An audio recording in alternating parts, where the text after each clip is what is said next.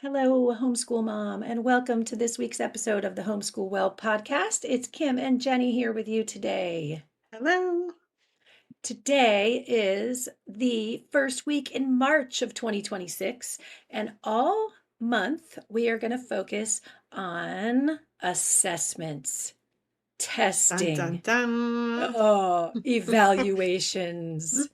If you get a strike of fear in your heart just hearing those words, we are here to help you because it usually needs to be done in some form. In the state of Florida, if you have the Step Up Scholarship, you have to have a formal assessment.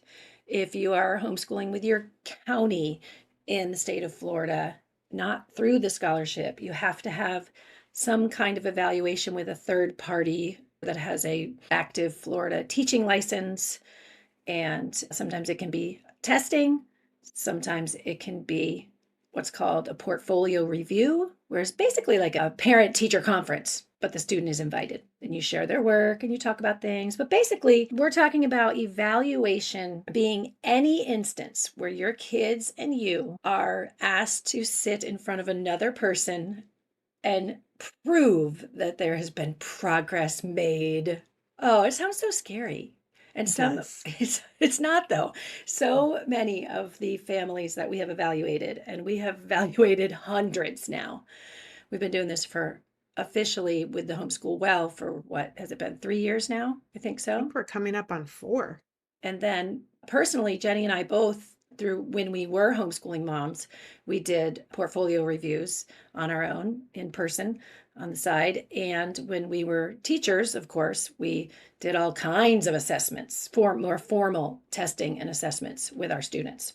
And so we have a lot of insight and we have felt all the feels of the parents in the reporting process. And And as a parent, right. And then of our with our own kids. yeah. Yeah. Yeah, when I always kind of got a little nervous when my kids had to perform for someone else too. Yeah. And even not performance. Remember, Jenny, you came to our house once to do portfolio review for my kids. And I got nervous. I was like, oh my I goodness, Miss know. Jenny's coming over to It is a film. little nerve-wracking. Oh, It it's so is. funny. But you know what else I was thinking about is sometimes I had this experience with some person in my family that I love so much. Sometimes they have put you on your kids on the spot and like quiz them to see if they're like if they know They're some actually facts. learning. Yeah, like some random fact that, and this person was not an educator. They had no idea the question they were asking if it went with like the level of my kid's grade or age or anything. And so that can tend to get the hair rising up on the back of your neck and the fear going if you're a homeschool mom who has not had as much experience with the evaluation process. The veteran moms are usually much more chill, right? It's the new Yeah, moms. The new right. moms are like, oh, we're so nervous. And the poor kids, like, oh my No. goodness, no, don't worry. It's going I to know. be, And we're like, chill out. We'll help you whatever you need. We'll help you. If you don't know what papers you need or how to prepare, we will help you. So, and it's yeah, just a process. It's just a whole right. nother process that honestly, it's good to be in these situations with a little bit of pressure.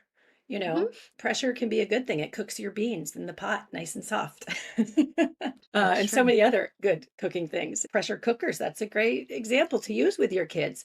Maybe like they did come from a traditional school setting where there was some old wounds from that experience.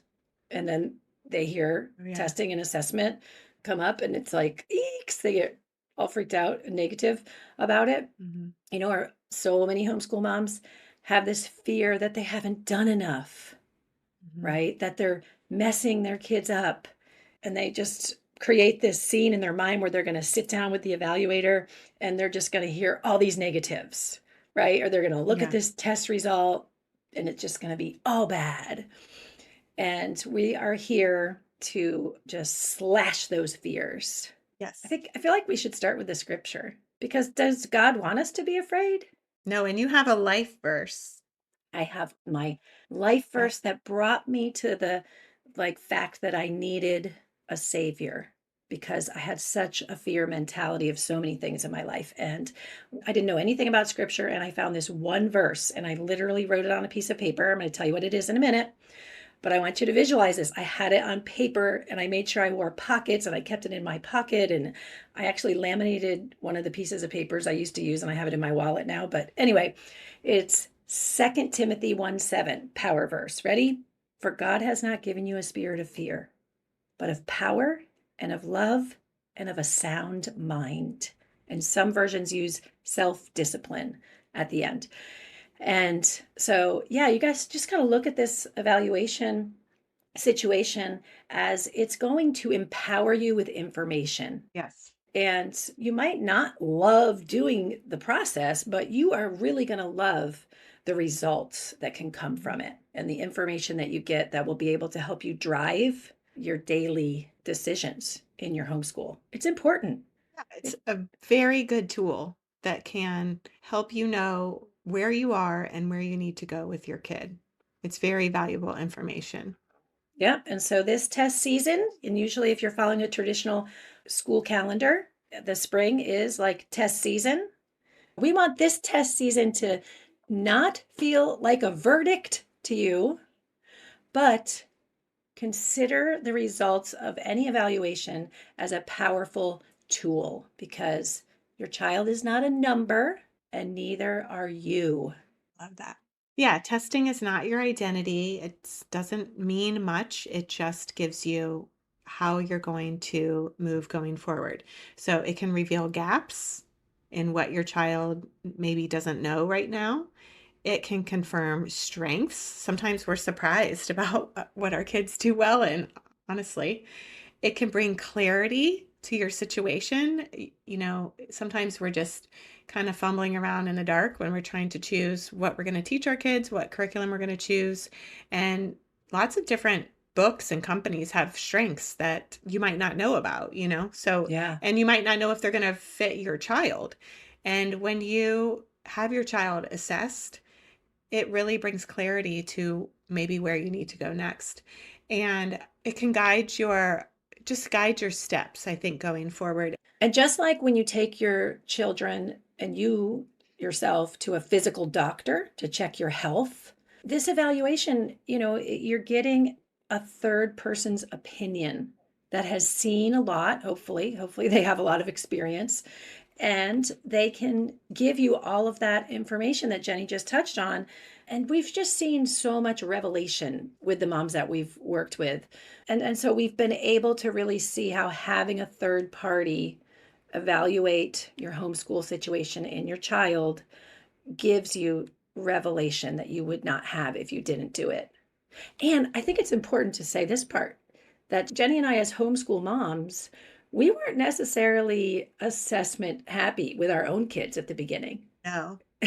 No, and it's because my kids really didn't have a hard time learning to read, Yeah. and in elementary school, they weren't struggling in any content areas. But as soon as they were in middle school and older, I felt like they needed to start having experience taking tests because if they want to go to college or, do other things, a lot of these entrance ways, you have to take a test. Even some companies, if you want to go to community college, if you want to get in the Sure. military. So it is great experience. And I think that it's funny that I gave my daughter, Anastasia, my oldest one, her first assessment because I won it. There was a evaluator who was giving away an assessment at a homeschool support group meeting that we were at. And I won. And I remember when I won it, I was thinking, oh gosh, I probably won't use this. He probably wasted this giveaway. Should I give it back? And I was like, you know what? I'll just go ahead and have her tested. And it was great information. And so, yeah, Mhm. like you, I did that one in elementary and then middle school. I felt that that was an important time also. Yeah. Having that third person look into your educational situation brings so much revelation. And we have a story from this morning, actually. One of Mhm. our community members, a mom that we've known, I guess about a year, maybe she's been in our community, maybe 6 months. And she's had a lot of these fears as her kids are getting older. You know, am I causing them to have gaps in a way that will harm them from getting into a university if they want to get into a university? And Jenny and I can see very clearly through the evaluations that we've had with them, portfolio review in Florida is one of the ways, and we've done that with them, which is again like that parent teacher conference with the child and their work samples. So discussions together, and then also through formal assessments that we offer. So hard data and work samples and getting to know the mom through her being a community member, we're able to really understand her fears and let her just, Jenny used the word vomit.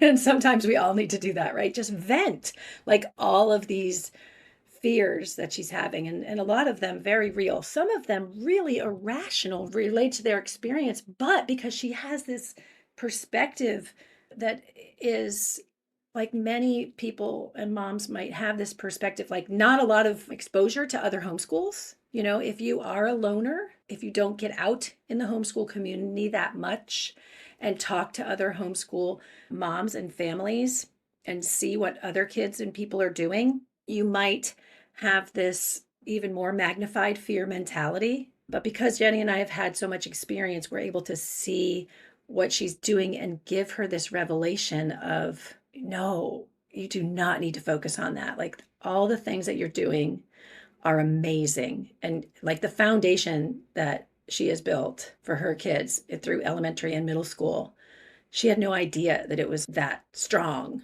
We should say too that because of the testing that she just had done recently, like she was so worried about where her kids were, and we were able to see they're doing great in some subjects, and don't need to focus as much on those because they're coming into high school. She's trying to set them up for college or vocational school or wherever they want to go next.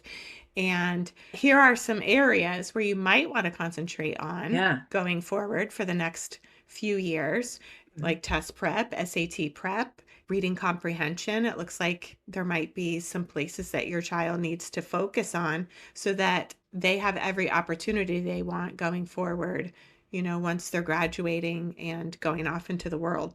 Yeah. So clarifying for her daily schedule. And we A talked about path her she needs to week. take. That's right. Yeah. And then the things that she's adding in, she can look at what areas that it overlaps and take those things away. For example, if your kiddo is starting to do SAT math prep, you do not also then need to go and do like the workbook in the math curriculum, because they're getting a lot of math, right? That's going to be very applicable to their test life in the SAT math prep.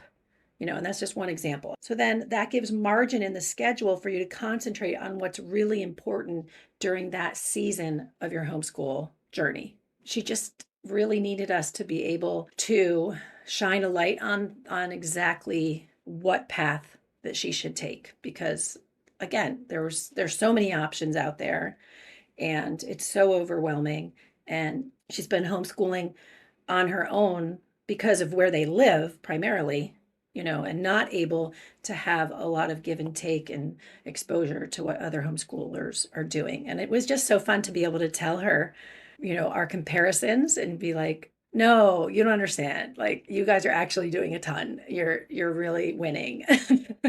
And to see that relief. Yeah. To see that relief.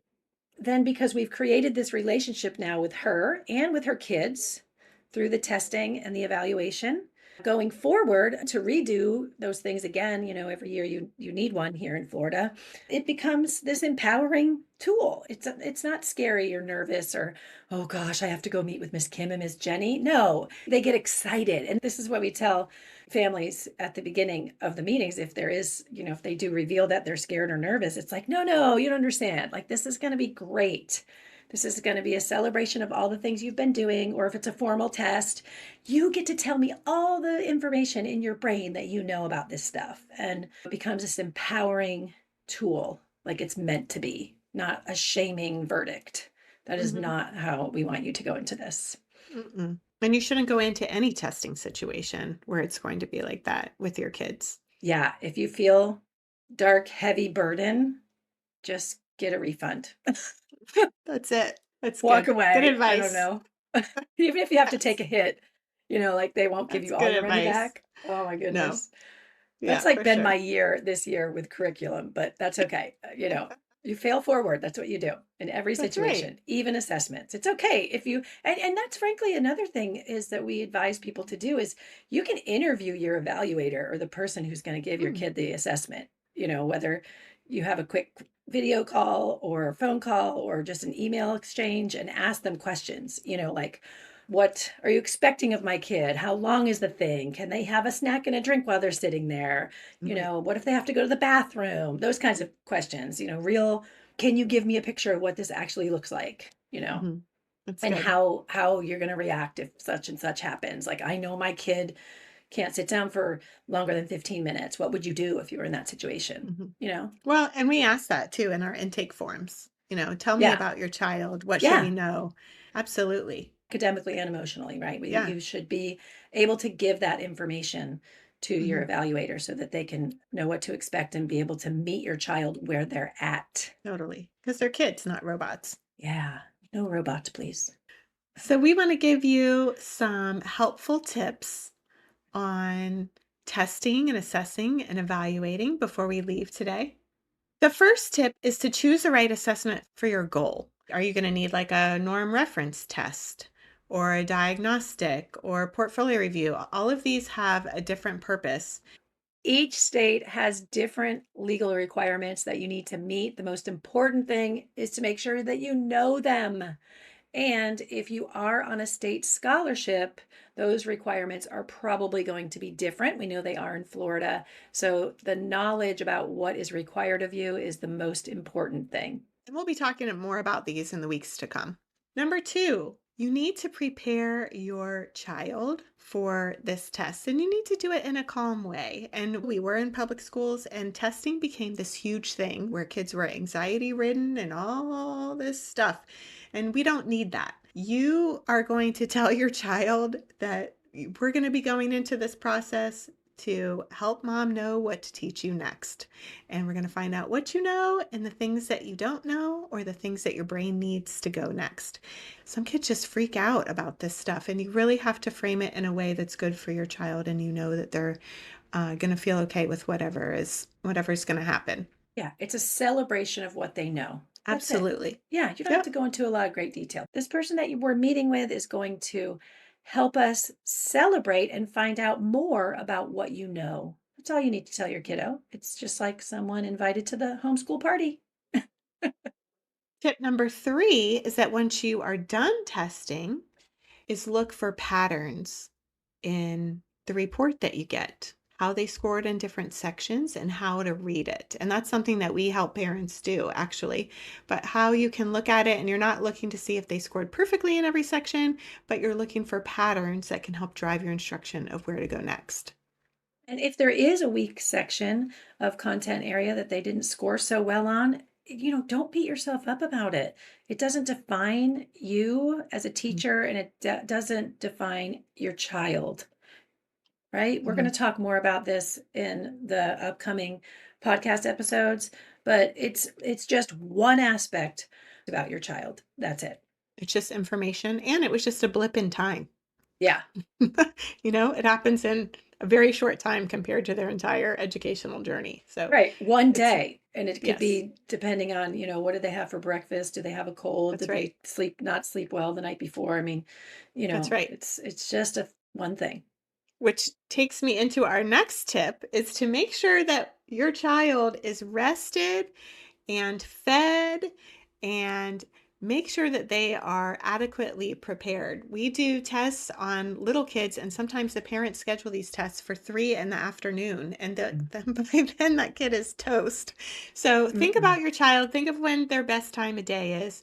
Think of what they need to make sure that they can do their best whenever it is. You Yeah. don't want them breaking down. You want them to be able to do their best. If they have had a bad night or something traumatic happened that morning, feel free to reschedule with your evaluator. You want your child to be able to show up and be able to do their best, not melt down for the person or throw a fit or just feel like a failure. So, Yeah. Even if it is that parent teacher conference type of portfolio review, if they're like more social after their afternoon nap, plan it then. Or maybe it's your high schooler that needs a nap before they get in front of a person.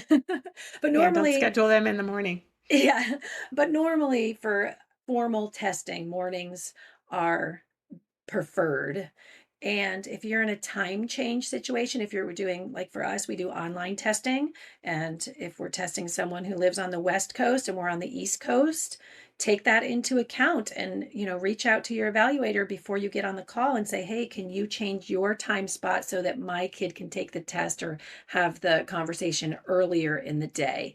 That's happened a couple times where I've gotten on the meeting and I didn't really think through the time change and they're yawning and I'm, oh my gosh, you guys are ready to eat dinner and dial it down. Next time, if you have to do this, don't hesitate to reach out. Even if it's not on our calendar, for us anyway, we will change it to a time that we don't normally traditionally do if it suits the family better for them, because we want your kiddo to be rested, fed, happy to be sitting here with someone they just met being evaluated. Like they just need to feel good. Yes. And if you need help choosing assessments or interpreting results, we invite you to the Homeschool Well community where we can walk through this together with you and help you along the way, just like we did for this other mom this morning. You don't have to figure this all out alone. We are here to help you. Yeah, we're here for you in many different capacities, whether it's our online homeschool community, you just want some 1 or 2 time coaching with us. And then we also offer those evaluations, the achievement testing. And for families who are in the state of Florida, we do a portfolio review that is required by the state. And it's all online, a super streamlined, positive process where we celebrate all the things that you and your children have accomplished in your homeschool journey.